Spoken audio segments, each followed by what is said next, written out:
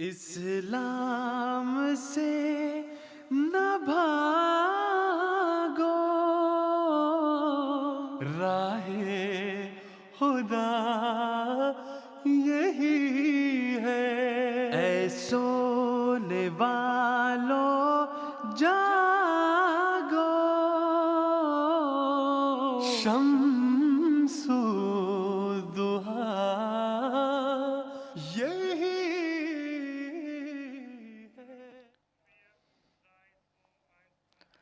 اعوذ باللہ من الشیطان الرجیم، بسم اللہ الرحمن الرحیم۔ ناظرین کرام، السلام علیکم ورحمۃ اللہ وبرکاتہ۔ ناظرین، آج 15 نومبر 2025 ہے اور راہ خدا کی براہ راست نشریات کے ساتھ جرمنی سے ہم ایک مرتبہ پھر آپ کی خدمت میں حاضر ہیں۔ جیسا کہ آپ کے علم میں ہے، راہ خدا کا یہ پروگرام براہ راست آپ کی خدمت میں پیش کیا جاتا ہے، اور اس پروگرام میں ہم بات کرتے ہیں حضرت مرزا غلام احمد قادیانی علیہ السلام، جو کہ بانی جماعت احمدیہ ہیں۔ آپ کے دعوی پر بات ہوتی ہے، آپ کے عقائد پر بات ہوتی ہے، اور جو حضرت صلی اللہ علیہ وآلہ وسلم کی پیشگوئی کے مطابق اس زمانے کے مسیح موعود اور امام مہدی ہونے کا آپ نے دعویٰ فرمایا ہے، اس پر ہم بات کرتے ہیں۔ اس کے ساتھ ساتھ اس پروگرام میں براہ راست ہم آپ کو بھی شامل ہونے کا موقع دیتے ہیں۔ اگر آپ کے ذہن میں کسی بھی قسم کا کوئی سوال ہو جماعت احمدیہ کے عقائد کے حوالے سے، جماعت احمدیہ کی تعلیمات کے حوالے سے، یا بالعموم اسلام کے حوالے سے، تو آپ کو سکرین پر نمبرز پروگرام کے دوران نظر آتے رہیں گے۔ ان پر آپ رابطہ کر کے اپنے سوالات یہاں پر پیش کر سکتے ہیں، ہمارے علماء کے ساتھ یہاں پر براہ راست گفتگو کر سکتے ہیں، اور ہم آپ کے سوالات کے جوابات دیں گے۔ آج جو علماء ہمارے ساتھ اس پروگرام میں شریک گفتگو رہیں گے، ان میں مکرم و محترم شمشاد احمد قمر صاحب ہیں، اور اسی طرح مکرم و محترم رحمت اللہ بندیشہ صاحب ہیں۔ آپ دونوں حضرات کو بھی السلام علیکم ورحمۃ اللہ۔ وعلیکم السلام ورحمۃ اللہ۔ ناظرین، جو راہ خدا کی یہ سیریز جرمنی سے آپ کی خدمت میں پیش کی جا رہی ہے، اس میں ہم نے آغاز میں دجال کے موضوع پر بات کرنی شروع کی تھی، اور دجال کے حوالے سے حضرت صلی اللہ علیہ وآلہ وسلم نے ایک پیشگوئی بیان فرمائی ہے اور اپنی امت کو انذار فرمایا ہے، اور ہم نے اس پروگرام میں اس پر بات کی کہ حضرت صلی اللہ علیہ وآلہ وسلم نے جو دجال کی پیشگوئی فرمائی ہے اس کا مقصد کیا تھا، اور وہ جو علامات آپ نے مختلف قسم کی بیان فرمائی ہیں، ان کا وہ علامات کس طرح پوری ہوئی ہیں۔ اس حوالے سے ہم نے آپ کے سامنے رکھا کہ جو دجال کے بارے میں جو پیشگوئی فرمائی ہے، اس میں قرآن کریم کی تعلیمات کو کے سامنے رکھتے ہوئے اور اسی طرح احادیث کی روشنی میں ہم نے آپ کے سامنے بیان کیا کہ حضرت صلی اللہ علیہ وآلہ وسلم نے اپنی امت کو دراصل عیسائی جو مذہب ہے اس کے فتنے سے بچنے کی طرف توجہ دلائی تھی، اور یہ بیان فرمایا تھا کہ اس زمانے میں ترقی اس قدر ہو چکی ہوگی، اور جو اقوام یا جن اقوام کے ذریعے سے وہ ترقی ہوگی، وہ ان اقوام کی طرف آپ نے نشاندہی فرمائی۔ اس کے بعد پھر ہم نے اس موضوع کو آگے بڑھایا، اور جو یاجوج اور ماجوج کے حوالے سے پروگرام میں ہم نے آپ کے سامنے رکھا کہ حضرت صلی اللہ علیہ وآلہ وسلم اور جو قرآن کریم میں یاجوج ماجوج کا ذکر آیا ہے اس سے کیا مراد ہے، اور ہم نے آپ کے سامنے بیان کیا کہ یہ بھی دراصل وہی پیشگوئی ہے، وہی امت ہے جس پر یہ یاجوج ماجوج کی علامات بھی ثابت ہوتی ہیں، اور حضرت صلی اللہ علیہ وآلہ وسلم نے دجال کے تحت اس کے جو مذہبی فتنہ ہے اس کی طرف نشاندہی فرمائی، اور دوسری طرف یاجوج ماجوج کے ساتھ اس کا جو ایک سیاسی فتنہ ہے اور دنیاوی ترقی ہے اس کی طرف جو نشاندہی کی گئی۔ اس کے بعد ہم اس موضوع کو آگے بھی بڑھاتے ہیں، جو مزید علامات ہمارے سامنے حضرت صلی اللہ علیہ وآلہ وسلم نے یا قرآن کریم نے بیان فرمائی ہیں، اور جس طرح سے ان کی ترقی بیان فرمائی ہے، یاجوج ماجوج کا دوبارے ظاہر ہونا بیان فرمایا ہے، اس کے حوالے سے ہم نے آپ کے سامنے اس کی تشریح رکھی کہ حضرت صلی اللہ علیہ وآلہ وسلم نے اور قرآن کریم نے یہ جو بیان فرمایا ہے اس کا مقصد کیا ہے۔ اس کے ساتھ ہی میں آج کا جو پہلا سوال ہے اس پروگرام کا وہ بھی شمشاد صاحب کی خدمت میں رکھنا چاہوں گا کہ ہم نے یاجوج ماجوج کا ذکر کیا، ہم نے دجال کا ذکر کیا، اور ان میں جو علامات آتی ہیں، جب ان علامات کو ہم نے ان کی وضاحت کی تو جو ہمارے ناظرین ہیں ان کی طرف سے یہ بھی سوال آیا کہ ہر چیز کی تعویل کرنی ضروری نہیں ہونی چاہیے، یعنی کہ بعض چیزیں ٹھیک ہے علامات کے طور پر بیان ہوئی ہیں، ہم کیوں ان کی تعویل کریں؟ تو اس حوالے سے میں آپ سے گزارش کروں گا کہ اس پر ہماری رہنمائی فرمائیں کہ کیا ضروری ہے کہ ہر چیز کی تعویل کی جائے، یا جماعت احمدیہ کیوں اس چیز کو ضروری سمجھتی ہے کہ چیزوں کی تعویل کرنی چاہیے؟ اعوذ باللہ من الشیطان الرجیم، بسم اللہ الرحمن الرحیم۔ عرض یہ ہے کہ یہ صرف حضرت مسیح موعود علیہ الصلوۃ والسلام پر یا جماعت احمدیہ پر ہی اعتراض نہیں ہے کہ ہم بعض معاملات میں تعویل سے کام لیتے ہیں، بلکہ یہ اس قسم کا اعتراض تو حضرت عیسیٰ علیہ السلام پہ بھی کیا گیا تھا کہ آپ تمثیلوں میں کیوں کلام کرتے ہیں۔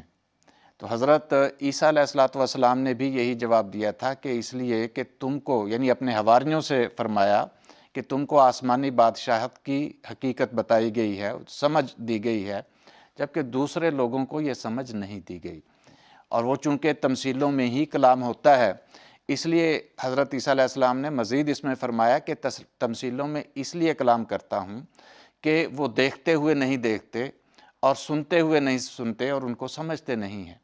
تو مطلب کیا؟ مطلب یہ کہ آسمانی بادشاہت جو ہوتی ہے نا، جو روحانی کائنات ہے، اس کے بہت سارے راز ہیں، اور وہ راز ڈائریکٹلی اس طرح نہیں سمجھایا جا سکتے۔ اللہ تعالیٰ اس کو سمجھانے کے لیے استعارات سے کام لیتا ہے، تمثیلوں سے کام لیتا ہے، اور خدا کے نبی پھر اسی لیے آتے ہیں جہاں ضرورت ہو وہاں ان تمثیلوں کی وضاحت کر دی جائے، اور بعض اوقات وہ خود بھی تمثیلات میں کلام کرتے ہیں، جیسا حضرت عیسیٰ علیہ السلام نے کیا ہے۔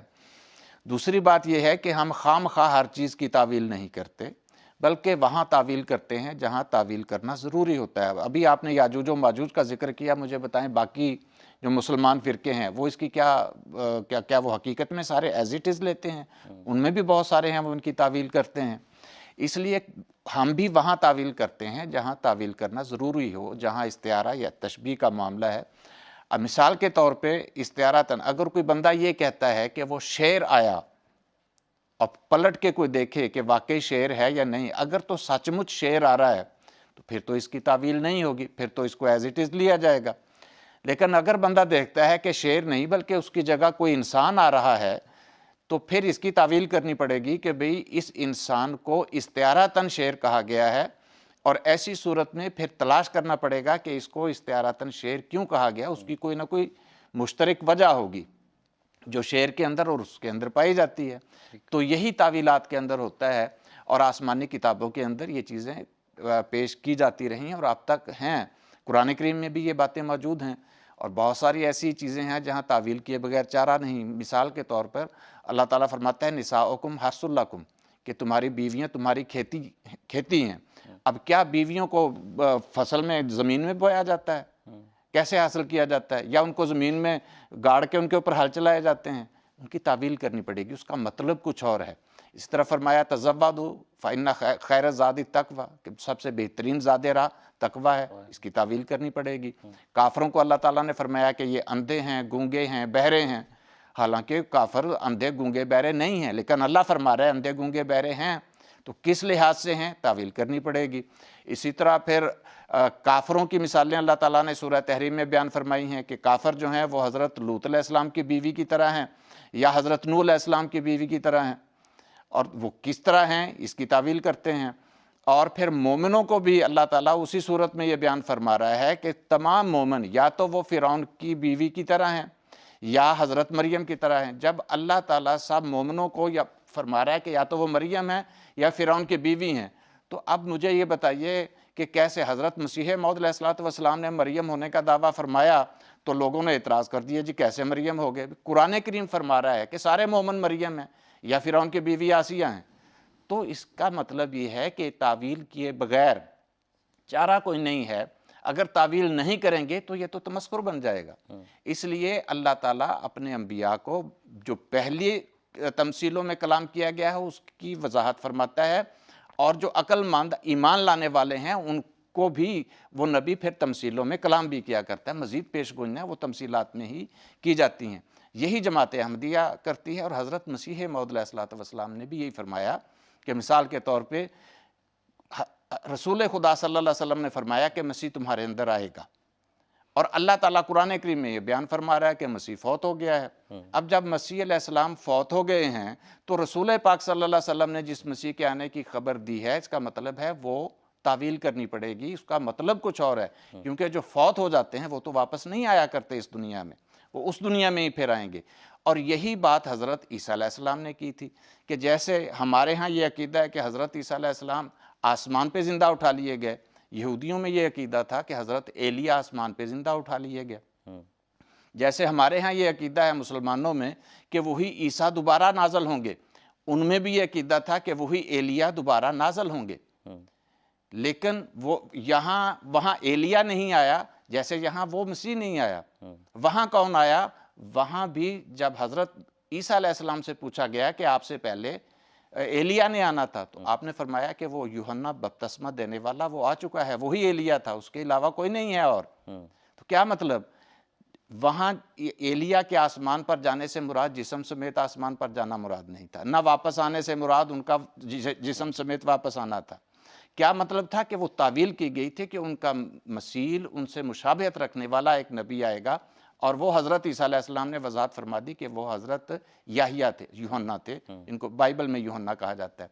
ایگزیکٹلی اسی طرح یہاں بھی حضرت مسیح علیہ السلام نے یہ بیان فرمایا کہ اللہ تعالیٰ نے اس مسیح علیہ السلام کو جو بنی اسرائیل کی طرف آئے تھے وہ وفات پا چکے ہیں۔ حضور صلی اللہ علیہ وسلم نے جس مسیح کے آنے کی پیش گوئی فرمائی ہے وہ نبی نہیں ہے جو بنی اسرائیل کی طرف آنا تھا، بلکہ اس سے مراد جیسے پہلی امت میں آیا تھا، یعنی حضرت موسیٰ علیہ السلام کی امت میں آنے والا ایلیا مسیل کی شکل میں آیا، اسی طرح اس امت میں آنے والا مسیح بھی مسیل کی شکل میں آئے گا، نہ کہ حقیقی طور پہ وہ مسیح جو بنی اسرائیل کی طرف آیا تھا۔ اب ہم اگر یہ تعویل مراد لیتے ہیں تو تعویل وہاں لیتے ہیں جہاں تعویل بنتی ہے، اور جہاں تعویل بنتی ہے وہاں تعویل نہ مراد لی جائے تو بات نہیں بنتی، پھر شریعت کا تمسخر بنتا ہے۔ تو شریعت کو تمسخر سے بچانے کے لیے عقل کا استعمال ضروری ہے۔ وہ اللہ تعالیٰ نے فرمایا ہے کہ بھئی جو عقل کا جو مومن ہے وہ عقل سے کام لیتے ہیں، اور اس کے مطابق ہمیں پھر تعویل کرنی پڑتی ہے۔ ٹھیک ہے، جزاکم اللہ۔ اور اسی طرح پھر یعنی کہ اگر ہم اس کو اپنے موضوع پر اس کو چسپاں کریں تو جو علامات حضرت صلی اللہ علیہ وسلم نے اور قرآن کریم میں یا احادیث میں بیان ہوئی ہیں، ان کی تعویل بھی پھر بعض جگہوں پر یعنی کہ اس کو زمانے کے مطابق جو جیسے ہمیں وہ ظاہر ہوتی نظر آئیں گی اس کے مطابق ہم اس کو سمجھیں گے۔ اس کے ساتھ ہی رحمۃ اللہ صاحب میں آپ سے درخواست کروں گا کہ گزشتہ ہفتے ہم نے چند علامات یاجوج ماجوج کی بیان کی تھیں، اگر اس میں سے آپ کچھ اور مزید بیان فرمائیں کہ کیا وہ علامات ہیں جو یاجوج ماجوج کے حوالے سے، اور وہ کس طرح سے پوری ہوئی، یہ بھی ایک ضروری اور اہم سوال ہے اس کے ساتھ۔ جزاکم اللہ۔ بسم اللہ الرحمن الرحیم۔ گزشتہ ہفتے جب ہم پروگرام کے آخر میں تھے تو میں حضرت امام طبرانی رحمہ اللہ کی کتاب جو المعجم الاوسط ہے اس سے ایک حدیث پیش کر کے بتا رہا تھا کہ حضرت امام طبرانی نے ایک حدیث لائے ہیں کہ یاجوج ماجوج کی ایک علامت ہے، اس کے اتنے بڑے کان ہوں گے کہ اوپر بھی لپیٹ لے گا، اپنے نیچے بھی رکھے گا، اور یعنی گویا انٹیلیجنس اور جاسوسی کا نظام اس کا بڑا وسیع ہوگا۔ اسی المعجم الاوسط کے اگلے الفاظ یہ ہیں کہ لا یمرون بفیل، کہ یہ جو یاجوج ماجوج ان کے اقوام ہیں وہ کسی ہاتھی کے پاس سے نہیں گزریں گے، ولا وحش، نہ کسی وحشی درندے کے پاس سے گزریں گے، ولا جمل، نہ کسی اونٹ کے پاس سے گزریں گے، ولا خنزیر، نہ کسی خنزیر کے پاس سے گزریں گے، الا اکلوہ، لیکن اس کو کھا لیں گے۔ یعنی یہ ایک ایسی قوم ہوگی جس میں وحشی کا، حلال کا، حرام کا، خنزیر حلال ہے، خنزیر حرام ہے، کوئی تمیز باقی نہیں رہے گی۔ پچھلی دفعہ جب ہم نے المعجم الاوسط کا حوالہ پیش کیا، ساتھ ہی ہم نے بتایا تھا کہ امام قرطبی رحمہ اللہ کی جو مشہور کتاب انہوں نے خاص طور پہ آخری زمانے کی علامات کے بارے میں لکھی ہوئی ہے کہ التذکرۃ فی احوال الموتیٰ و امور الآخرہ، اس میں بھی یہ علامت بیان ہوئی تھی۔ تو اس میں جو پچھلی دفعہ ہم نے بیان کی اس سے اگلے الفاظ وہاں بھی یہی لکھے ہوئے ہیں کہ لا یمرون بفیل ولا خنزیر الا کلوہ، کہ یہ ایسے قوم ہے، ایسے لوگ ہیں یہ جہاں سے بھی گزریں گے وہاں کوئی اونٹ ہے، کوئی ہاتھی ہے، کوئی اور چیز ہے، خنزیر ہے، کھاتے جائیں گے۔ گویا ایسی قوم ہے جس میں حلال حرام کی تمیز ختم ہوتی جائے گی اور ختم کر دیں گے۔ دیکھیں نا، مثلا خنزیر ہے، یہ جو یہودی ہیں ان کی مقدس کتاب، اور حالانکہ عیسائیوں کی بھی عملاً مقدس کتاب اولڈ ٹیسٹمنٹ ہی ہے نا، حضرت عیسیٰ نے تو کہا تھا کہ میں منسوخ کرنے آیا ہی نہیں کتاب کو، میں تو ان کو پورا کرنے آیا ہوں۔ اس میں خنزیر حرام قرار دیا گیا ہے، موجودہ یہود اس کو نہیں کھاتے، حرام قرار دیتے ہیں۔ لیکن یہ جو عیسائی فتنہ ہے جس کو مذہبی فتنے کا نام اللہ کے رسول نے بتایا دجال ہے، اسی قوم کے جو سیاسی فتنہ ہے اس کا نام یاجوج ماجوج بتلایا، انہوں نے جو حلت حرمت کے احکامات ان کو ہی منسوخ کر دیا۔ انہوں نے کہا ضرورت ہی نہیں ہے، خنزیر کھائیں، کوئی منع نہیں ہے۔ دوسرا حتیٰ کہ موجودہ عیسائیت جو عملاً پولوسیت ہے، انہوں نے تو شریعت جس کی بنیاد پر حلال حرام کے احکامات نافذ ہوتے ہیں اس کو ہی منسوخ کر دے. گویا ان کے نزدیک کوئی حلت حرمت نہیں ہے. دوسرا، جس طرح بھی شمشاد صاحب نے بتایا کہ ہر لفظ جو ہم اپنی زبان میں تذکرہ کرتے ہیں، ہر زبان میں جو تذکرہ ہوتا ہے اس کے اولاً تو اصل معنی ہوتے ہیں، لفظی معنی درست اگر کسی جگہ چسپاں ہو سکیں. پھر اگر کوئی قرینہ موجود ہو یا لفظی معنی کسی جگہ چسپاں نہ ہو سکتے ہوں تو اس سے جو مفہوم اخذ کیا جا سکتا ہے وہ بیان کرنا ضروری ہوتا ہے. وہاں کبھی بھی کوئی نہیں کہتا کیوں اس کی تعویل کر رہے ہیں. جیسے مثال کے طور پر خدا تعالیٰ کہتا ہے وَاعْتَصِمُوا بِحَبْلِ اللَّهِ، اللہ کی رسی کو پکڑ لو. تو بھائی اللہ کی رسی تو کسی جگہ لٹک رہی جس کو دوڑ کے ہم نے پکڑنا ہے. کیا مراد ہے کہ اللہ کی شریعت کو، اللہ کے رسول کے ذریعے تعلیمات ملی ہیں، جہاں قرآن کریم اس کو پکڑ لو. اسی طرح مثلا آکلا، اس جملے میں لفظ استعمال آکلوہ کہ ہر چیز کو کھاتے جائیں گے. آکلا کا مطلب ہوتا ہے کھانا. اگر آکلا کو ہم کھانے کے ساتھ طعام کے ساتھ لکھیں گے تو کہیں گے آکلا طعام، کھانا کھایا، کھانا کھائیں گے. لیکن آکلا کا لفظ ہڑپ کرنے کے معنوں میں بھی قرآن کریم نے استعمال کیا ہے. سورۃ النساء میں جہاں پہ وراثت کے احکامات ہیں، یوصیکم اللہ، اس سے پہلی جو آیت ہے جو 11 نمبر شاید آیت ہے، اس میں اللہ تعالیٰ خاص طور پہ مومنین کو، مسلمانوں کو، اہل ایمان کو مخاطب کر کے فرماتا ہے کہ ان الذین یأکلون اموال الیتامی ظلما، کہ وہ لوگ جو یتامہ کے اموال ظلم کی راہ سے کھا جاتے ہیں تو ان کے لیے آگ ہے جو ان کے پیٹوں میں ہوگی، جہنم میں بھی گریں گی. تو بھئی وہ پیسے ہیں، سونا ہے، کھانا ظاہر تو نہیں کھا رہا. کیا مطلب ہڑپ کر لینا، قبضہ کر لینا، بغیر وجہ کہ اس پہ قابض ہو جانا، یہ مراد ہے. اسی طرح مثال کے طور پر قرآن کریم کہتا ہے کہ یا ایھا الذین آمنوا لا تاکلوا الربا، اے لوگو جو ایمان لائے ہو تم سود نہ کھاؤ. تو بھئی سود کوئی کھانے والی چیز تو نہیں ہے. سود ہو سکتا ہے کسی کے پاس سود ان معنوں میں بھی ہو کہ کھانے کی کوئی چیز ہے، ورنہ پیسہ ہے تو پیسے کو ظاہری طور پر تو نہیں ہم کھا رہے ہیں. گویا ہضم کر جانا، ہڑپ کر جانا، یہ معنی بھی ہیں. تو اگر اس نقطہ نگاہ سے اس دلیل کو دیکھیں کہ اللہ کے رسول نے کہا تھا یہ ایسی اقوام ہیں جو وحشی ہوں ان کو بھی ہڑپ کر جائیں گے، جو خنزیر صفت لوگ ہوں گے ان کو بھی ہڑپ کر جائیں گے، بڑے بڑے جسے والے جس طرح ہاتھی کی طرح کی اقوام ہوں گی ان کو بھی ہڑپ کر جائیں گے. تو عملاً انہوں نے کیا ہے نا، افریقہ سارا قبضہ کیا. ہمارے بر صغیر میں انڈیا، پاکستان وغیرہ جو علاقے تھے انہی اقوام نے قبضہ کیا. تو ظاہری طور پر بھی یہ حلت و حرمت انہوں نے تباہ برباد کی، اور جو اس کے معنوی معنی کے لحاظ سے بھی ان اقوام نے ان سب علاقوں پہ قبضہ کر کے کسی چھوٹی بڑی قوم کو نہ چھوڑ کے انہوں نے بتا دیا کہ یہ ایسی اقوام ہیں جہاں پہ ان کے لیے مقابلہ بھی ممکن نہیں ہے اور نہ ان کا کسی کے ساتھ کمپیریزن کیا جا سکتا ہے. اسی سے مجھے یاد آیا صحیح مسلم میں حدیث ہے بڑی معروف، جہاں پہ آیا نا کہ دجال اور یاجوج ماجوج اور آنے والے مسیح موعود کا تذکرہ ہے. اس روایت میں لکھا ہے کہ حضور صلی اللہ علیہ وسلم نے یاجوج ماجوج کی ایک بڑی علامت یہ ہے کہ کوئی دو ہاتھ لا یدان، کسی انسان کے، کسی قوم کے کوئی دو ہاتھ ایسے نہیں ہیں. میں کیا دو ہاتھ نہیں ہوں گے کہ ان کے ساتھ بے قتالہم، کہ ان کے ساتھ کوئی قتال کر سکے. یعنی ایسی طاقتور قوم ہے یہ یاجوج ماجوج، کسی کے دو ہاتھ نہیں ہوں گے جو ان کے ساتھ مقابلہ کر سکے. صحیح مسلم میں لکھا کہ اللہ وحی کرے گا عیسیٰ علیہ السلام کی طرح کہ میرے بندوں کو کوہ طور کی بنا میں لے جا.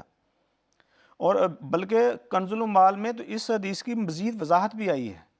وہاں پہ لکھا ہے کہ حضور صلی اللہ علیہ وسلم فرمایا انی قد اخرجت عبادا لی، اللہ تعالیٰ فرماتا ہے میں نے ایسے بندے پیدا کیے ہیں لا یستطیع قتلہم، ان کے ساتھ کوئی قتال نہیں کر سکتا، الا انا، یعنی خدایا کے علاوہ ظاہری طور پر ان اقوام کے ساتھ کسی کا مقابلہ نہیں ہو سکتا.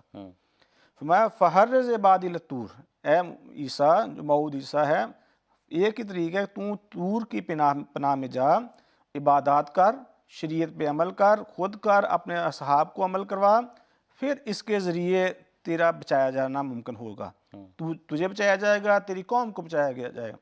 یہ علامت 100% بغیر اختلاف کے سارے آج مانتے ہیں کہ یہی یاجوج ماجوج کی اقوام ہیں جن پر پوری ہوتی ہے. نہ تو مسلمان اقوام کے پاس کسی قسم کے پاس کوئی اسلحہ ہے، اگر کسی کے پاس تھوڑا بہت کوئی اسلحہ ہے بھی وہ انہی کی مرہون منت ہے، اپنے پاس کچھ نہیں ہے. لیکن ہمیں پریشان ہونے کی بھی ضرورت نہیں کہ شاید ان کا کبھی مقابلہ ہی نہیں ہو سکتا۔ اللہ نے کہا انا، میں خود، خدا کہتا ہے میں ان کا مقابلہ کر کے، ان کو باہم لڑائی کر کے، جیسے بھی ہے کئی طریقے سے ان کو تباہ کروں گا۔ اس کا ایک اسی حدیث میں، صحیح مسلم کی حدیث میں ایک حل بھی اللہ نے بتایا ہے، فرمایا اس میں ایک کئی طریقے ہلاک کرنے کے، ان میں بیماریاں پیدا کروں گا۔ فرمایا مثال کے طور پر اس میں لکھا ہے کہ اللہ کے رسول صلی اللہ علیہ وسلم فرمایا کہ نغف یعنی ان میں پھوڑے کے ذریعے، طاعون کے ذریعے یا طاعون کی طرز کی بیماریاں پیدا کروں گا۔ ٹھیک۔ اور کنز المال میں لفظ طاعون لکھا ہوا ہے کہ طاعون پیدا کروں گا۔ اور ہمارے جو شیعہ لٹریچر پہ ہم جب نظر کرتے ہیں، بحر الانوار وغیرہ پہ، تو وہاں پہ تو خاص نام لے کر بتایا ہے آنے والے موعود مسیح اور عیسیٰ کے بارے میں کہ اللہ تعالیٰ اس کو 2 قسم کی اموات کی کثرت کر دے گا۔ میں ایک سرخ موت ہوگی، دوسری جو سفید موت ہوگی، موت الاحمر، موت الابیض۔ میں موت الاحمر کیا ہے؟ میں موت الاحمر ہے السیف، یعنی قتال کی، آپس میں لڑائیوں کے ذریعے تباہ و برباد۔ ٹھیک۔ دوسری الموت الابیض الطاعون، بیماریاں، طاعون لے لیں یا طاعون کی طرز کی بیماریاں لے لیں۔ تو حضرت مسیح موعود علیہ السلام جب آئے ہیں، اس کے بعد ورلڈ وار 1 2 اب 3 کی باتیں چل رہی، اس قدر دنیا میں تباہ و بربادی چل رہی۔ حضرت مسیح موعود علیہ السلام یکسو صلیب کے تحت اس فتنے کا خاتمہ کرنا شروع کیا، تو جو آہستہ آہستہ مذہبی فتنہ بھی نیچے جا رہا ہے، اور ساتھ ساتھ جو دنوی طاقتیں آپس میں لڑ کے اللہ کے حکم کے موافق، خود ہمیں نہیں ضرورت، ہمیں تو کہا گیا کہ دعاؤں کے ذریعے کوہ طور کی پناہ میں آنا ہے، تو دعاؤں کے ذریعے ہمارا کام ہے مقابلہ کریں، باقی اللہ خود تدبیر کر کے ان کو آپس میں لڑا کے جیسے بھی اللہ چاہے گا اس فتنے سے ہمیں محفوظ رکھے گا۔ ٹھیک ہے، جزاکم اللہ رحمۃ اللہ صاحب۔ شمشاد صاحب، ابھی رحمۃ اللہ صاحب نے اس کا ذکر کیا ہے کہ لا یدان لأحد لقتالہما، کہ ان کے مقابلے کی طاقت کسی کے پاس نہیں ہے، تو قرآن کریم میں بھی ہمیں اس کے بارے میں کوئی رہنمائی ملتی ہے؟ جی بالکل، قرآن کریم میں بھی اللہ تعالیٰ یدا کا لفظ استعمال فرماتا ہے کہ ان میں تو طاقت نہیں، لیکن اللہ میں اس بات کی طاقت ہے کہ ان کے دونوں ہاتھوں کو تباہ کر دے۔ ٹھیک ہے، دیکھیں قرآن کریم میں ایک چھوٹی سی سورت ہے، سورہ لہب۔ اس سورت کو پڑھیں کہ اعوذ باللہ من الشیطان الرجیم، بسم اللہ الرحمن الرحیم، تبت یدا ابی لہب و تب ما اغنا عنہ مالہ وما کسب سیصلی نارا ذات لہب وامرأتہ حمالۃ الحطب فی جیدہا حبل من مسد۔ اب اس میں دیکھیں عام مفسرین وہ لیتے ہیں کہ جی ابو لہب سے مراد حضور صلی اللہ علیہ وسلم کے ایک چچا تھے جو دشمن اسلام تھے، اور ان کا رنگ چونکہ سرخ و سفید تھا، بھڑکیلا تھا، اس لیے ان کا لقب تھا ابو لہب۔ انہوں نے حضور صلی اللہ علیہ وسلم کے خلاف کچھ الفاظ فرمائے، چونکہ وہ دشمن تھے رسول پاک صلی اللہ علیہ وسلم کے۔ ان کے بارے میں اللہ تعالیٰ نے یہ آیت بیان فرمائی کہ تبت یدا ابی لہب و تب۔ یہ ایک شان نزول ہے جو عام طور پہ بیان کی جاتی ہے، لیکن یہ ذہن میں رکھنا چاہیے کہ قرآن کریم میں جتنی بھی آیات ہیں، شان نزول اس وقت قطع نظر یہ ہے یا نہیں ہے، جو بھی تھی، لیکن جب ایک دائمی شریعت کی کتاب جو قیامت تک قابل عمل ہے، اس کے اندر جب کوئی بات آ جاتی ہے تو اس کو صرف ایک بندے کے ساتھ، ایک شخص کے ساتھ یا ایک دشمن کے ساتھ منسوب کر دینا کہ جی بس یہ ان کے لیے نازل ہوئی تھی اور بس، یہ بات درست نہیں ہے۔ اس کا مطلب ہے کہ اس میں آئندہ زمانے کے لیے ایک بہت بڑی خبر دی گئی ہے۔ اور جب ابا کا لفظ یا ابو کا لفظ عربی میں استعمال کرتے ہیں تو یہ کسی انسان یا کوئی قوم اگر ہے، اس کی فطرت میں جو چیز پائی جاتی ہے اس کے لیے لفظ استعمال ہوتا ہے۔ جیسے ابو جہل تھا، ویسے تو اس کو ابو الحکم کہتے تھے، لیکن چونکہ اس کی فطرت میں جہالت تھی اس کو ابو جہل کہا گیا، تو ان کو ان کی فطرت میں بھڑکیلا پن تھا، ابو لہب کہہ دیا گیا۔ ابا تراب بھی حدیثوں میں بات اس طرح کے الفاظ آتے ہیں۔ تو جب کسی قوم کی فطرت میں ایک چیز پائی جائے تو اس کو اس مناسبت سے اللہ تعالیٰ نے یہ نام دیا ہے کہ یہاں کسی ایسی قوم کا ذکر ہے جو آئندہ زمانے میں ہوگی، جو شدید شعلوں سے کام لینے والی ہوگی۔ اور ابھی پچھلے پروگرام میں بھی ہم اس کا ذکر کر چکے ہیں کہ یاجوج اور ماجوج اور دجال یہ ایک ہی چیز کے 2 نام ہیں۔ دجال مذہبی فتنے کے لحاظ سے نام دیا گیا، اور یاجوج و ماجوج سیاسی فتنے کے لحاظ سے۔ جو ان کا سیاسی فتنہ ہے وہ آگ کے اوپر ڈیپینڈ کرے گا۔ ایک تو ان کی تربیت ایسی ہوگی، اور دوسرا وہ ہمیشہ جنگ کے بارے میں سوچتے رہیں گے، جنگوں ہی کو ان کو یعنی ان کی کمائی کا ذریعہ آمد کا ذریعہ انہوں نے جنگوں کو بنا لیں گے، جنگیں مسلط کر کے مختلف قوموں کو لوٹیں گے اور اپنی معیشت کو بہتر بنانے کی کوشش کریں گے۔ تو انہوں نے جو جنگیں برپا کرنی تھیں اس کی طرف اللہ تعالیٰ اشارہ فرما رہا ہے کہ تبت، اب حضور صلی اللہ علیہ وسلم نے جیسا کہ ابھی آپ نے حدیث سنی یاجوج و ماجوج کے بارے میں، رسول پاک صلی اللہ علیہ وسلم فرما رہے ہیں کہ لا یدان لأحد لقتالہما، کہ ان کے ساتھ جنگ کرنے کے لیے کسی کے پاس دو ہاتھ یدا نہیں ہیں، لیکن اللہ فرما رہا ہے کہ نہیں، میرے پاس ہیں۔ جو اگر مسلمانوں کے پاس ان کا مقابلہ کرنے کے لیے دو ہاتھ نہیں، تو اس کا یہ مطلب نہیں کہ وہ جو دشمن ہے، جو اسلام کے خلاف آگ بھڑکا رہا ہے، اسلام کے خلاف تمسخر کر رہی ہیں جو قومیں اور جنگ کے سامان پیدا کر کے مسلمانوں کو مار رہی ہیں، یہ مت سمجھیں کہ ان کے ہاتھ روکنے والا کوئی نہیں۔ اللہ فرما رہا ہے کہ تم نہیں روک سکتے۔ تبت یدا ابی لہب، یہ جو شولوں کے باپ ہیں، یہ جو قومیں ہیں، ان کے ہاتھ خدا تباہ کرے گا، اور صرف ان کے ہی نہیں کرے گا بلکہ فرمایا کہ ما اغنا عنہ مالہ وما کسب۔ اب اس میں دیکھیں ان کی نشانی بھی بیان کر دی کہ وہ بڑی مالدار قومیں ہوں گی، لیکن ان کا مال ان کے کام نہیں آئے گا، کیونکہ ان کا یہ خیال ہوگا کہ ہماری معیشت بڑی تکڑی ہے، ہماری معیشت بڑی مضبوط ہے، ہم نے دنیا کو غلام بنا لیا معیشت کی وجہ سے، تو ہماری معیشت ہمیں بچائے رکھے گی۔ اللہ فرماتا ہے جب اللہ کی طرف سے ان کے ہاتھ تباہ کیے جائیں گے، یہ قومیں برباد کی جائیں گی، تو ان کا مال کسی کام نہیں آئے گا۔ پھر کیا ہوگا؟ سیصلیٰ نارا، وہ لازمی آگ میں پڑیں گے، ذات لہب، اور یہ آگ عام آگ نہیں ہوگی بلکہ تلہبہ کہتے ہیں شدید شعلے مارنے والی، بھڑکنے والی آگ، اس میں پڑیں گے۔ اور صرف وہ نہیں، وامرأتہ حمالۃ الحطب، اس کی بیوی بھی جو ایندھن اکٹھا کرتی ہے۔ اب بیوی سے کیا مراد ہے؟ دیکھیں زوجہ کا اور بیوی کا لفظ ایک تو بیویوں کے لیے بھی استعمال ہوتا ہے، دوسرا انبیاء کے بارے میں جب استعمال ہوتا ہے تو ان کے ماننے والی جماعت کے بارے میں بھی استعمال ہوتا ہے، ان کے ماتحتوں کے بارے میں استعمال ہوتا ہے۔ جیسے حضرت آدم علیہ السلام کے بارے میں ہے، اس کو انت وزوجک الجنہ، اس میں مفسرین کہتے ہیں کہ زوجہ سے مراد حضرت آدم کی جماعت ہے، ان کے ماننے والے ہیں۔ ایسے ہی یہاں جو ابو لہب قومیں ہیں، ان کی امرأت، ان کا مطلب یہ ہے کہ وہ ان کے جو حمایتی ہیں، ان کے ماتحت جو بلاک بنے ہوئے ہیں، ایک رشین بلاک ہے یا امریکن بلاک ہے یا دوسرے جو بھی بلاک ہیں، ان کے ساتھ دوسرے ممالک مجبور ہو کے ان کی ماتحتی اختیار کیے ہوئے ہیں، اور وہ جو جنگ کی آگ بھڑکاتے ہیں یہ اس کا ایندھن تیار کر کے دیتے ہیں۔ جہاں حملہ کرنا ہے ان کے پہلے اتحادی پہنچ جاتے ہیں، اتحادی اس کو پہلے پورا ماحول بناتے ہیں، اس ماحول کے بعد پھر وہ، جیسے انسان بیوی کو یوز کرتا ہے گھر میں کام کاج کے لیے، اپنے مقصد پورے کرنے کے لیے، اسی طرح مطلب یہ کہ یہ جو قومیں ہوں گی مالدار ہوں گی، اور دوسرے جو کمزور ممالک ہیں وہ مجبور ہوں گے ان کی ماتحتی اور ان کے ساتھ اتحاد کرنے پہ، اور وہ ان کو ایندھن مہیا کریں گے، وہ جنگ کے ماحول بنائیں گے۔ لیکن اللہ فرماتا ہے یہ نہ صرف خود تباہ ہوں گے بلکہ ان کے وہ اتحادی بھی، امرأت جو وہ ماحول مہیا کرتی تھی، جو ایندھن مہیا کرتی تھی، وہ بھی تباہ ہوں گے۔ فی جیدہا حبل من مسد، اور وہ ایسے ملک ہوں گے وہ بیچارے بھاگنا بھی چاہیں تو بھاگ نہیں سکیں گے۔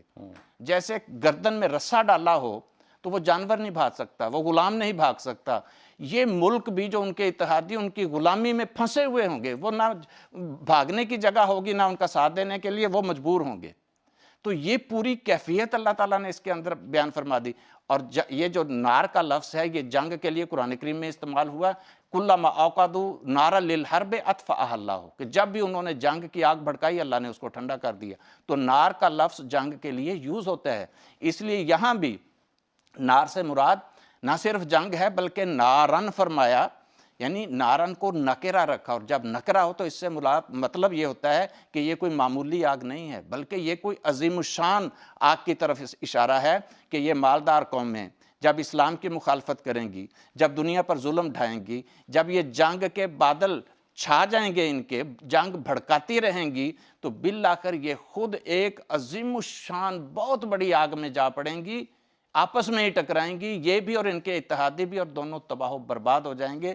تو آج کے اشارے بتا رہے ہیں کہ اس سے مراد جو عظیم الشان آگ ہے، اس سے مراد ایٹم بھی ہے، اس سے مراد ہائیڈروجن بم بھی ہو سکتا ہے، اس سے مراد کوئی بھی ایسی چیز ہے جو آگ کی طرح ان کو بھسم کر کے رکھ دے، تباہ و برباد کر کے رکھ دے۔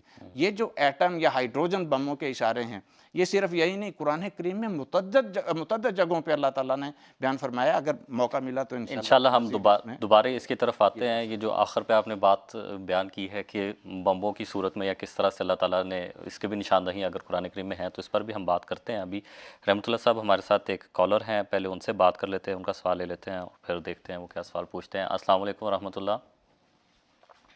وعلیکم السلام محترم، میری حاضرہ گزارش یہ السلام ہے علیکم۔ کہ اللہ تعالیٰ کی تعین و نصرت کے بعد حضرت مسیح علیہ السلام، حضرت امام غالباً مہدی مسیح علیہ آواز السلام نہیں آ نے رہی، تو رحمت اللہ صاحب ابھی دوبارہ ان سے رابطہ کرنے کی کوشش کرتے ہیں۔ میں آپ سے پوچھنا چاہوں گا، یاجوج ماجوج کے حوالے سے آپ نے ابھی کچھ علامات کا ذکر کیا ہے، تو کوئی اور علامات بھی ہوں گی جس میں آن حضرت صلی اللہ علیہ وسلم نے یا قرآن کریم نے اس طرف ہماری رہنمائی فرمائی ہوگی، اور خاص طور پر کچھ ایسی علامات کے یعنی کہ آسمان تک بھی وہ پہنچیں گی اور ان کا اس کو بھی وہ اپنی منزل کے طور پر دیکھیں گی، اس حوالے سے ہمیں کوئی رہنمائی ملتی ہے علامات کے حوالے سے؟ جس طرح پہلے تذکرہ ہوا کہ کبھی تو اللہ کے رسول نے ان موعود اقوام کی علامات میں ان کی انٹیلیجنس کا تذکرہ کیا، کبھی ان کی جنگی قوتوں کا تذکرہ کیا، جس کی مزید تفصیل ہمارے شمشاد صاحب نے بھی بیان کی۔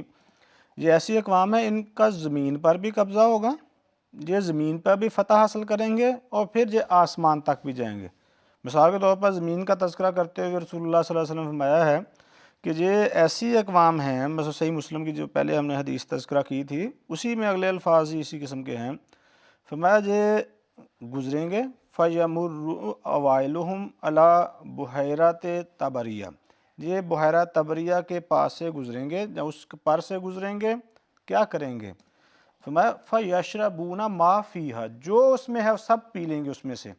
وَيَمُرُّ آخِرُهُمْ فَيَقُولُونَ، وہ آخری حصہ گزرے گا، وہ کہے گا اچھا لَقَدْ كَانَ بِهَٰذِهِ مَرَّةً مَاءٌ، اوہو یہاں تو کبھی پانی ہوا کرتا تھا۔ یعنی یہ ایسی قوم ہے کہ آسمان پہ بھی ان کی کمان ہے، نیچے زمین پر بھی ہے، زمین میں پانی ان کے کنٹرول میں ہے، اور جب اس کو پی لیں گے، پانی پینے سے مراد مفید استعمال ہوتا ہے، ہم پیتے ہیں، پیاس بجھاتے ہیں، اپنی صحت کو درست رکھتے ہیں۔ بحیرہ طبریہ کا خاص طور پہ تذکرہ کیا، اور اسی طرح جس طرح پہلے میں نے وہ تذکرہ کیا تھا نا حضرت امام قرطبی کی مشہور کتاب، انہوں نے اس کا ایک خاص اور پہلو بھی ساتھ تذکرہ کیا ہے۔ وہ کہتے ہیں یشربون انہارا لمشرق، یہ اقوام ایسی ہیں ان کے جو پانی پینے کے اثرات ہیں وہ زیادہ تر مشرق کی طرف ہوں گے۔ کہتے ہیں وہ بحیرۃ طبریہ، بحیرہ طبریہ کو بھی یہ اپنے قبضہ میں کریں گے۔ تو گویا یہ اقوام نہ صرف مشرقی میں موجود جو دریا ہیں، پانی کے ریسورسز ہیں، ان کو قبضہ کریں گے، ان کو پئیں گے۔ خاص طور پہ بحیرہ طبریہ کا تذکرہ حضور صلی اللہ علیہ وسلم نے فرمایا۔ تو عملاً دیکھیں بحیرہ طبریہ جو موجودہ اسرائیل ہے اس میں یہ لیک ہے، یہ جھیل ہے، عملی طور پر سارا جو ہمارا اسرائیل اور فلسطین کے علاقے ہیں وہاں پہ ان کا بنیادی کنٹرول ہے۔ ان لوگوں نے وہاں پہ اس کو حاصل کیا ہے، اور اس حاصل کرنے کا انہوں نے مقصد کیا بیان کیا ہے؟ انہوں نے کہا ہے کہ اس پانی کو زراعت کے لیے استعمال کریں، اس کے ڈیم بنائیں، پانی کو اپنے کنٹرول میں کریں۔ مثلا ہمارے ہندوستان میں دریا نکالے انہوں نے، نہ صرف دریا نکالے، بنجر زمینیں، بے آباد زمینوں کو قبضہ کیا انہوں نے، ان کو قبضہ کیا مراد میری آباد کیا، اور وہ زمین پہ قبضہ کیا۔ تو جس طرح آپ کہہ رہے تھے آسمان پہ جانا، اللہ تعالیٰ کہتا ہے ان کو اگلی علامت یہ اللہ نے یہی بیان فرمائی کہ بعد میں یہ گفتگو کریں گے اچھا ہم نے اہل دنیا پر تو قبضہ کر لیا ہے، چلیں پھر ہم آسمان کی طرف اپنے تیر پھینکتے ہیں۔ مثال کے طور ابن ماجہ میں حدیث ہے کہ رسول اللہ صلی اللہ علیہ وسلم فرماتے ہیں کہ وَيَظْهَرُونَ عَلَى الْأَرْضِ، وہ زمین پر قبضہ کر لیں گے، اہل زمین پر قبضہ کر لیں گے۔ فَيَقُولُ قَائِلُهُمْ، ان میں سے کہنے والا کہے گا هَؤُلَاءِ أَهْلُ الْأَرْضِ، یہ تو اہل زمین ہیں، قَدْ فَرَغْنَا مِنْهُمْ، ہم نے ان پہ قبضہ کر لیا ہے، ان پہ ہم نے حاصل کر لیا ہے۔ لَنُنَازِلَنَّ أَهْلَ السَّمَاءِ، چلیں اب ہم اہل سمان سے ان کے ساتھ لڑائی کرتے ہیں۔ پھر یہ اہل سمان کے ساتھ لڑائی کرنے کی کوشش کریں گے، حتیٰ ان احدہم لا یہز حربتہ الی السماء، جہاں تک وہ آسمان کی طرف اپنا تیر پھینکے گا، تیر سے مراد موجودہ ایجادات ہیں، فترجع مخضبۃ بالدم، جب واپس آئے گا تیر وہ سرخ ہوگا خون کی طرح، تو گویا یہ زمین پر پہلے قبضہ کریں گے، زمین پر قبضہ کرنے کے بعد یہ بتائیں گے کہ ہم نے نہ صرف اہل زمین پر قبضہ کیا، ہم اب آسمان کو، آسمان پہ پہلے تو سمجھا جاتا تھا آسمان خالی ہے، کچھ بھی نہیں، اوپر فضا ہے، اب پتہ چلا نہیں، آسمان بھرپور ہے، اس میں آپ نے قبضہ کرنا۔ آج سپیس ٹیکنالوجی کے ذریعے آسمان و آسمان کے ذریعے زمین پر قبضہ کرنے کا نظام جاری ہے۔ ہمارا سارا کا سارا گوگل کے ذریعے، اب صرف میپ بھی ہے، ہم ٹریولنگ کرتے ہیں تو بظاہر ہمارا کچھ بھی نہیں ہوتا، لیکن آسمان سے آنے والی روشنی، جو آسمان سے آنے والے جو برقی کرنٹ ہے، اس کے ذریعے ہم سارے دنیا میں پھیل رہے ہیں۔ اور صحیح مسلم میں اس کے بارے میں کیا کہتا ہے؟ فَيَرْمُونَ بِنُشَابِهِمْ، وہ اپنے تیر پھینکیں گے اِلَى السَّمَاء، آسمان کی طرف، فَيَرُدُّ اللَّهُ عَلَيْهِمْ نُشَابَهُمْ مَخْضُوبَةً، پھر اللہ ان کے تیر وہاں سے نیچے لائے گا، کیسے؟ سرخ۔ تو دیکھیں سپیس میں جب یہ راکٹ جاتے ہیں تیز سپیڈ سے، جب یہ کراس کرتے ہیں سپیس کو، تو یہ سرخ ہو جاتے ہیں اپنی رگڑ کی وجہ سے ہوا کی۔ تو گویا یہ ایسی اقوام ہیں جن کا زمین پر قبضہ ہوگا، زمین کے ریسورسز پر قبضہ ہوگا، پانی جو حیات کی علامت ہے اس پر زمین پہ قبضہ ہوگا۔ جب یہ زمین پر قبضہ کریں گے، کہیں گے ہم نے اہل زمین پر قبضہ کر لے، چلیں اب ہم آسمان پہ قبضہ کرتے ہیں۔ آسمان پہ قبضوں کے لیے کیا استعمال کریں گے؟ جو حضور صلی اللہ علیہ وسلم کے دور میں تیر، جو اس وقت نیزے پھینکنے کا طریق تھا، اوپر کوئی وہی چیز جا سکتی تھی، یعنی ایسی ایجادات کریں گے کہ جن کے ذریعے یہ آسمان تک جائیں گے اور آسمان پہ کنٹرول حاصل کر کے وہاں پہ لڑائی آپس میں کریں گے اہل زمین پر قبضہ کرنے کے لیے۔ تو یہ ایسی اقوام ہے، اور آج کسی کو مزید بتانے کی ضرورت نہیں ہے کہ یہ کون سی اقوام ہے، کیوں ہم اپنی حالت مسلمانوں کی ہر ایک پہ عیاں ہے، وہ کسی سے پوشیدہ نہیں ہے۔ آسمان پہ کون قبضہ کر رہا ہے؟ وہی جو یہ اقوام ہیں۔ پھر ہم بار بار کہہ رہے ہیں کہ کبھی یاجوج ماجوج کا تذکرہ کر رہے ہیں، کبھی ہم دجال کا، تو ہم بار بار اپنے ناظرین کو بتا رہے ہیں کہ یاجوج ماجوج ایک ہی قوم کی مذہبی کیفیت کا نام ہے، اسی قوم کی دنوی کیفیت کا نام یاجوج ماجوج ہے۔ ورنہ جس طرح باپ، ایک انسان باپ بھی ہو سکتا ہے، بیٹا بھی ہو سکتا ہے، تایا بھی ہو سکتا ہے، چچا بھی، تو یہ کوئی ٹینشن والی بات نہیں کہ ایک ہی چیز کا کبھی کچھ نام لے رہے ہیں کبھی کچھ، یہ مختلف کیفیات ہے دیکھنے کی اس کو۔ اور وضاحت کرنے کا مقصد یہ ہے کہ آن حضرت صلی اللہ علیہ وسلم نے جو پیشگوئی فرمائی ہے وہ پوری ہو چکی ہے، اور اس پیشگوئی کے ساتھ آن حضرت صلی اللہ علیہ وسلم نے ایک یہ بھی بیان فرمایا تھا کہ اس وقت پھر اللہ تعالیٰ ایک موعود کو بھی بھیجے گا جو آپ ایک اس اپنی امت کو، جو آن حضرت صلی اللہ علیہ وسلم کی امت ہے، اس کو اس کی راہبری کرے گا، اس کی رہنمائی کرے گا کہ کس طرح سے وہ ان فتنوں سے محفوظ رہ سکتے ہیں۔ تو آن حضرت صلی اللہ علیہ وسلم کی جو ایک تو آن حضرت صلی اللہ علیہ وسلم کی صداقت پر یہ دلیل بنتی ہے، اور اس کے ساتھ ساتھ پھر یہ حضرت مسیح علیہ السلام جو موعود ہے، جس کی منتظر ہے امت مسلمہ، اور اس کی طرف بھی انہیں پھر توجہ کرنی چاہیے کہ جب یہ علامتیں پوری ہو چکی ہیں، حضرت صلی اللہ علیہ وسلم کی جو پیشگوئی تھی وہ پوری ہو چکی ہے، تو اس کے ساتھ ساتھ پھر اس موت کا بھی وہ انتظار کریں۔ تو جزاکم اللہ، بہت شکریہ رحمۃ اللہ صاحب۔ شمشاد صاحب، آپ گزشتہ سوال کے ذکر میں آپ نے قرآن کریم سے ذکر فرمایا تھا کہ قرآن کریم میں خدا تعالیٰ نے یہ چیز بیان فرمائی ہے کہ کس طرح سے یجوج ماجوج کا جو اللہ تعالیٰ ان کے اوپر اختیار رکھتا ہے، قبضہ رکھتا ہے، اور کس طرح سے ان کی تباہی کے سامان ہوں گے۔ اس کے بارے میں اگر مزید کوئی قرآن کریم کی طرف سے میں رہنمائی ملتی ہے تو بیان کریں۔ دیکھیں، قرآن کریم میں نے عرض کیا کہ متعدد مقامات پہ ایسے اشارے ملتے ہیں، بلکہ اشارے نہیں، واضح طور پہ لکھا ہوا موجود ہے کہ آخری زمانے میں ایک بہت بڑی آگ کے اندر جو تباہی اور بربادی میں اپنی مثال آپ ہوگی، انسان جا پڑے گا اور اپنی ان حرکتوں کی وجہ سے جا پڑے گا۔ اب اس میں ایک تو میں نے عرض کر دیا سورہ لہب تھی، پھر سورہ قاریہ میں بھی اس کا ذکر ہے، پھر سورہ ہمزہ کے اندر بھی اس کا ذکر ہے۔ مثال کے طور پہ سورہ ہمزہ لیں، یہ چھوٹی چھوٹی صورتیں ہیں اور عام طور پہ اکثر مسلمانوں کو یہ یاد بھی ہیں اللہ کے فضل سے، لیکن وہ نمازوں میں تو پڑھی جاتی ہیں، ان کے اوپر غور کبھی نہیں کیا کسی نے کہ اللہ تعالیٰ نے، دیکھیں حضور صلی اللہ علیہ وسلم پر جو ایک اعلیٰ درجے کی کتاب اتاری ہے 1500 سال پہلے، کتنا کھول کے آج کی سائنس پوری طرح اس کے اندر بیان فرما دی گئی ہے۔ اب دیکھیں سورہ ہمزہ ہے، اللہ فرماتا ہے ویل لکل ہمزۃ لمزۃ الذی جمع مالا وعددہ، ہلاکت ہے ہر اس نکتہ چینی کرنے والے اور عیب چینی کرنے والے پر جو مال کو جمع کرتا رہتا ہے اور اس کو گنتا رہتا ہے۔ تو یہاں کسی ایک شخص کا ذکر نہیں ہو رہا، قوم کا ذکر ہو رہا ہے۔ کون سی قوم؟ وہی یہ یاجوج و ماجوج کی قوم، یہ دجال کی قوم، کہ یہ مالدار قومیں ہیں اور ہر وقت ان کو یہ خیال رہتا ہے کہ ہماری معیشت تکڑی ہے تو ہم تکڑے ہیں، ہماری معیشت زندہ ہے تو ہم زندہ ہیں، ہم قائم ہیں، ہمیں کوئی گرا نہیں سکتا۔ اور وہ ہر وقت اپنی جو ہے نا وہ گنتی جاری رکھتے ہیں کہ ادھر سے اتنا چھیننا ہے، ادھر سے اتنا چھیننا ہے، ادھر جمع کر لیا، جمع تفریق، یہ بجٹ ان کے بنتے چلے جاتے ہیں۔ فرمایا جمع مالم و عددا یحسب ان مالہ اخلدا، انا کہ وہ سمجھتا ہے کہ اس کا مال اس کو زندہ رکھے گا، اس کو باقی رکھے گا، ان کا سارا دار و مدار، انحصار اور اعتماد سارا اپنی معیشت کے اوپر ہے۔ لیکن اللہ فرماتا ہے کلا، یہ دنیا سے دولت چھین کے جمع تو کر رہے ہیں، اس کو گنتے رہتے ہیں، اس کے ذریعے اپنے بجٹ بناتے رہتے ہیں، لیکن یہ جو سمجھتے ہیں کہ ان کی دولت ان کو بچا لے گی، ان کو ہمیشہ زندہ رکھے گی، فرمایا یہ نہیں ہو سکتا، کلا، بالکل نہیں ہوگا ایسا۔ لَيُنبَذَنَّ فِي الْحُطَمَةِ، وہ پھینکے جائیں گے بالآخر کس میں؟ فی الحطمہ، حطم میں۔ اب یہ عجیب بات ہے کہ حطم اور ایٹم ایک ہی چیز کا نام ہے۔ حضرت خلیفۃ المسیح رابع رحمہ اللہ نے اس کی طرف بڑی وضاحت کے ساتھ اشارہ فرمایا کہ آج کی سائنس دیکھ لیں، اور ایٹم کا لفظ اور حطم یہ بیسیکلی ایک چیز ہے۔ بعض اوقات لینگویج چینج ہونے کی وجہ سے ہلکا سا تلفظ میں فرق آ جاتا ہے، ساؤنڈ چینج ہو جاتی ہے۔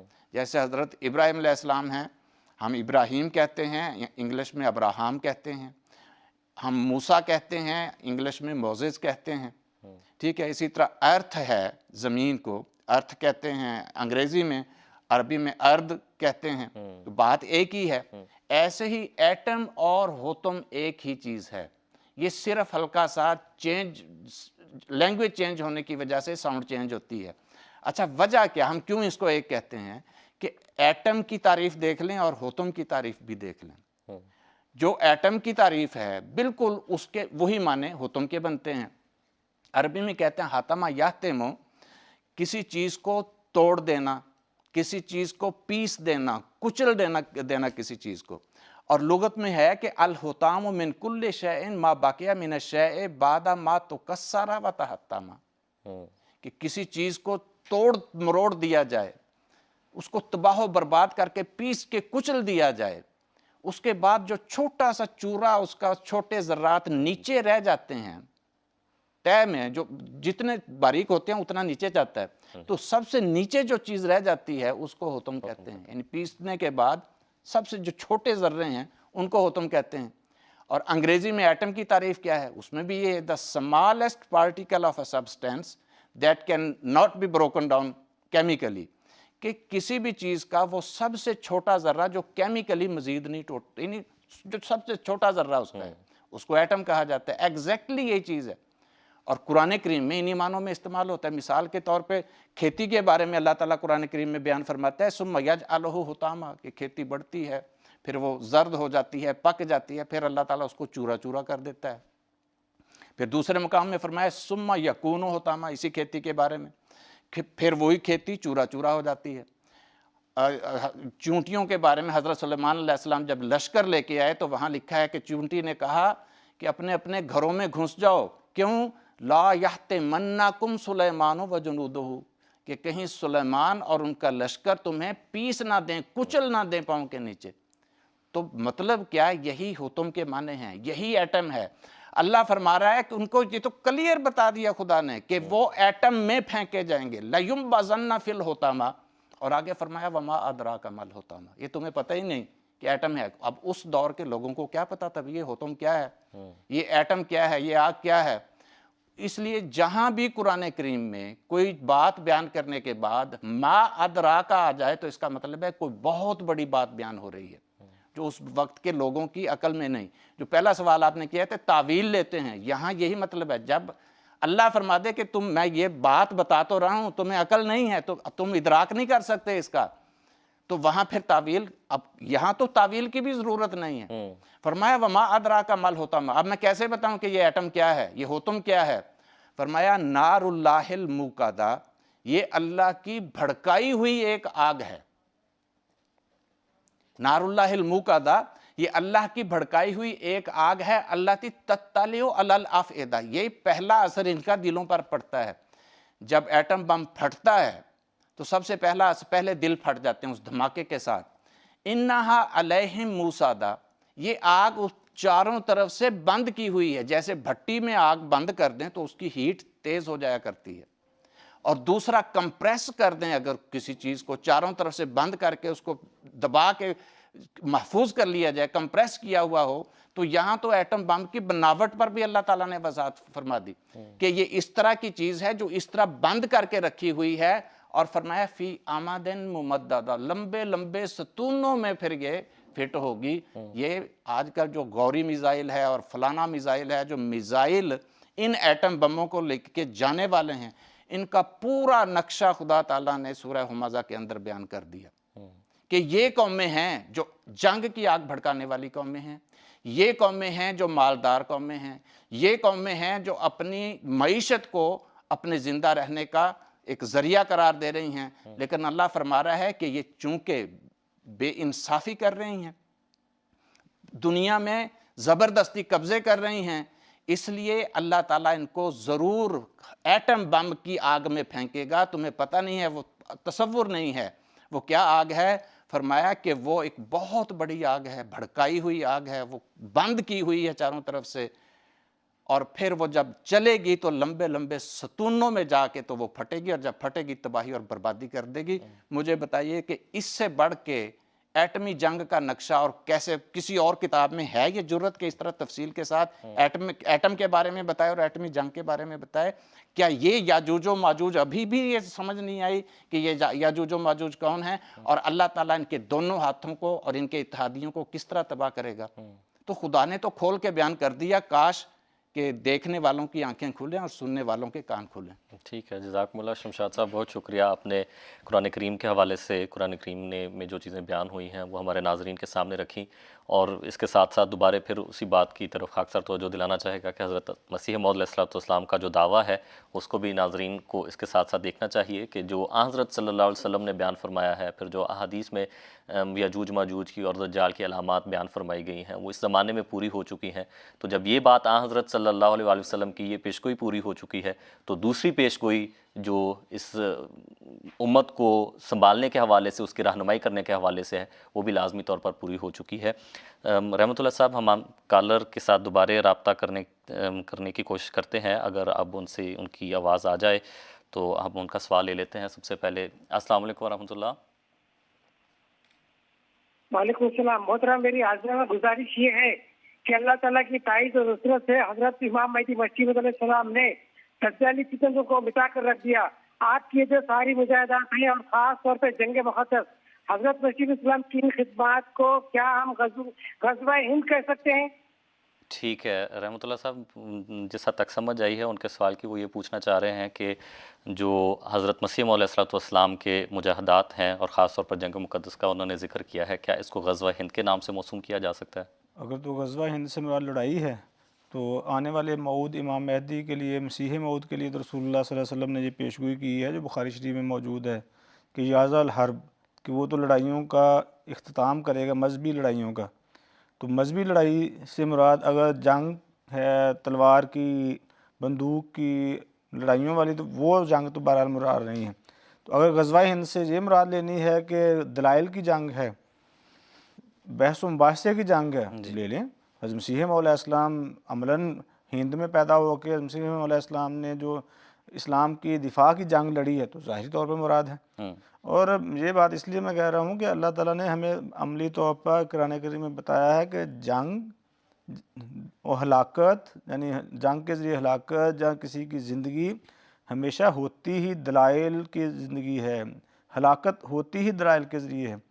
देखना ग़ज़वाए बदर में मुसलमानों ने कुफ़ार को शिकस्त दी, एक बड़े हिस्से को कैदी बनाया, 70 के करीब कुफ़ार कत्ल किए गए।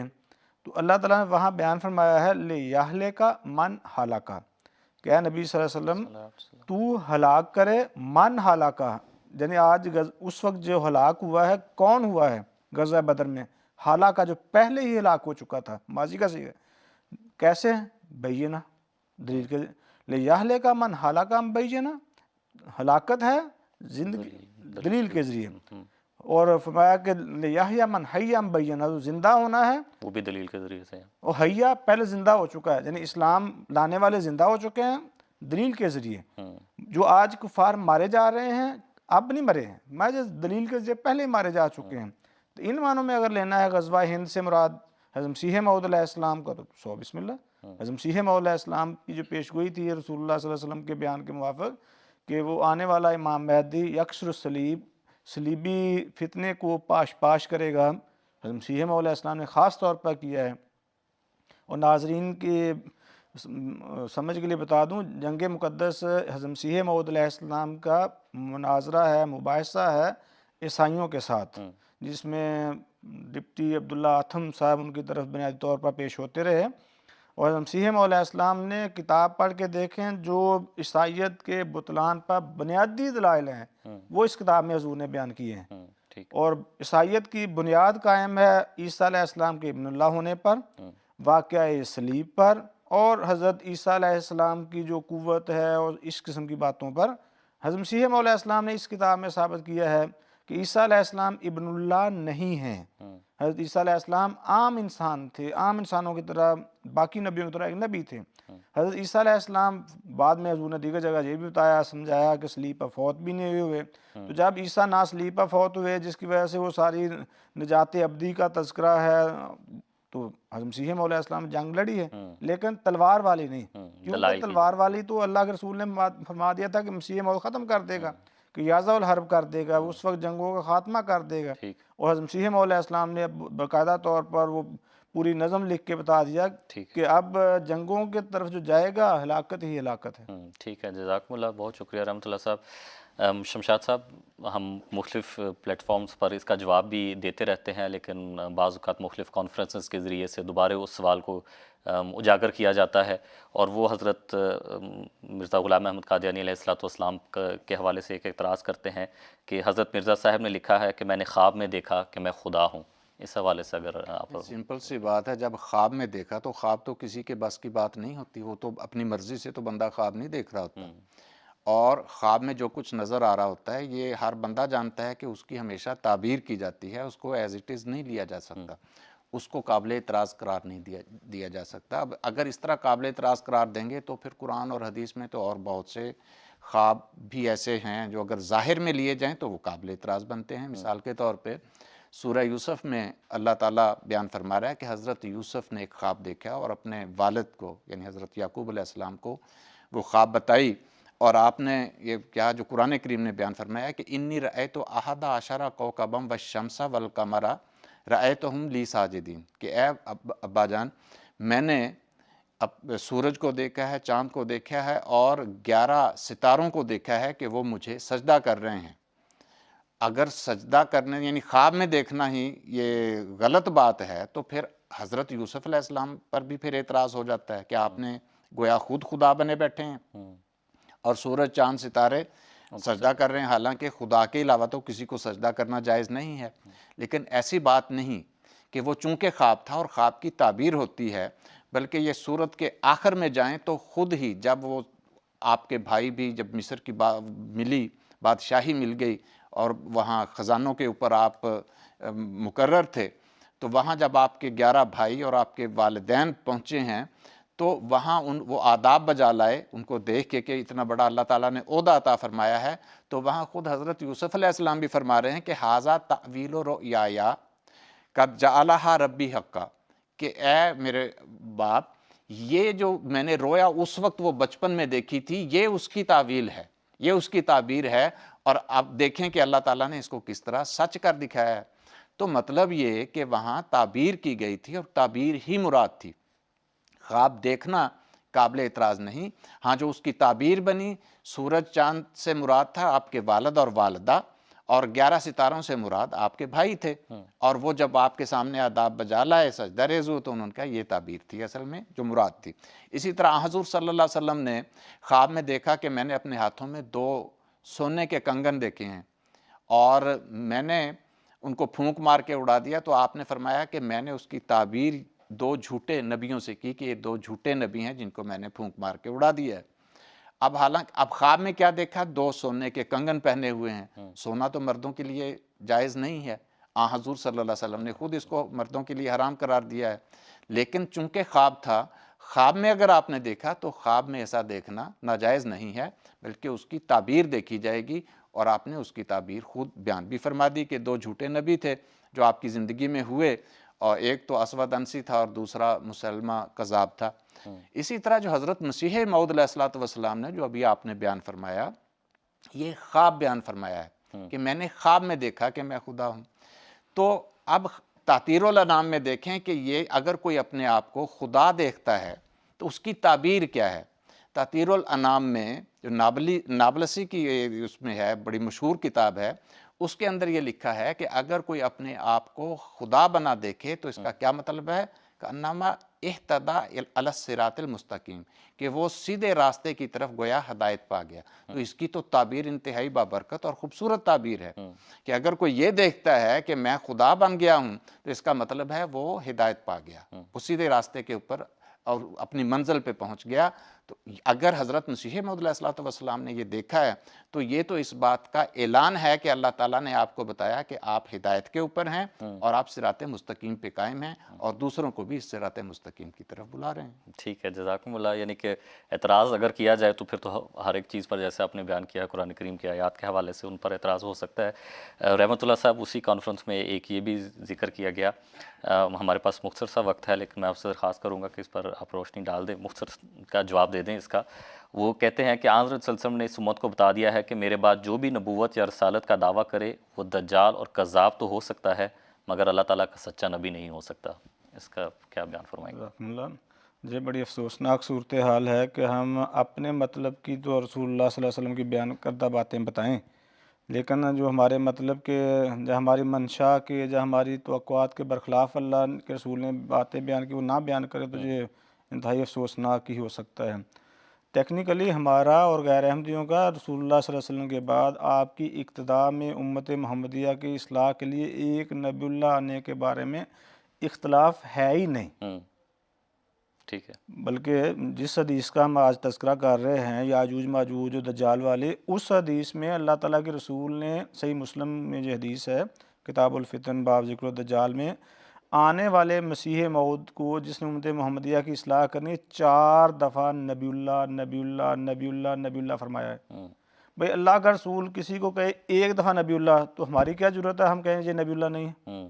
جس کو اللہ کے رسول نے 4 دفعہ نبی اللہ فرمایا ہم اس کو نبی اللہ ہی مانتے ہیں، اور باقی بھی سارے مانتے ہیں۔ اور عجیب بات ہے، جس کانفرنس کا آپ تذکرہ کر رہے ہیں، جس شاملین اس میں تھے، یہ پاکستان، ہمارے ہندوستان میں سب سے زیادہ تعداد میں لوگ ہیں بریلوی مکتبہ فکر کے، اور بریلوی مکتبہ فکر کے بانی امام احمد رضا خان بریلوی صاحب جو ہیں، جنہوں نے اس کو خاص شکل تشکیل دیا ہے، ان کا بھی عقیدہ یہی ہے کہ آنے والا عیسیٰ علیہ السلام نبی اللہ ہوگا۔ بلکہ مشہور ہے، ان کے فتاویٰ ہیں، فتاویٰ رضویہ کے نام سے شائع شدہ ہیں، ان میں ان سے پوچھا گیا تو انہوں نے کہا جی مسیح نبی اللہ ہوگا، وصف نبوت نہیں جائے گا عیسیٰ علیہ السلام سے۔ ٹھیک ہے، دوسرا تعداد کے لحاظ سے اگر ٹائم ہے تو صرف میں جلدی 2 حوالے تذکرہ کر دیتا ہوں۔